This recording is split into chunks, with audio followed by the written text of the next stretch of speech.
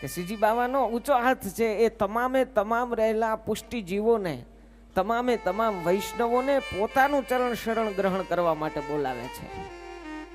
મતલબ કે ગીતાનો જે શ્લોક અનન્યાસ ચિંતયંતો મામ યે જના પર્યુપાસતે તેસાભિ નિત્યયુક્તાનામ યોગક્ષેમમ વહામ્યહમ,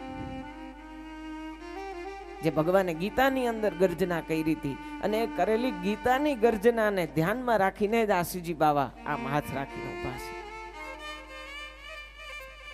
અને સાહેબ યોગક્ષેમની જવાબદારી એટલે શું? આપણે એમ લાગે યોગક્ષેમ એટલે શું? આ દાળ રોટલીની ચિંતા? ઈ અરે ના સાહેબ, ઈ નહીં. દાળ રોટલીને આજે અમુક કંપનીઓ વાળા એના સૂત્રમાં આમ લખી નાખે યોગક્ષેમમ વહામ્યહમ, પણ એ એટલે યોગક્ષેમનું વહન નથી થતું. ઠાકોરજી એક વખત તમે ને હું આપણે એમનું ચરણ શરણ ગ્રહણ કરીએ તો ઠાકોરજી આપણા જીવન વિકાસની જવાબદારી પણ ઠાકોરજી લઈ લેતા હોય છે. એ એટલે યોગક્ષેમમ વહામ્યહમ.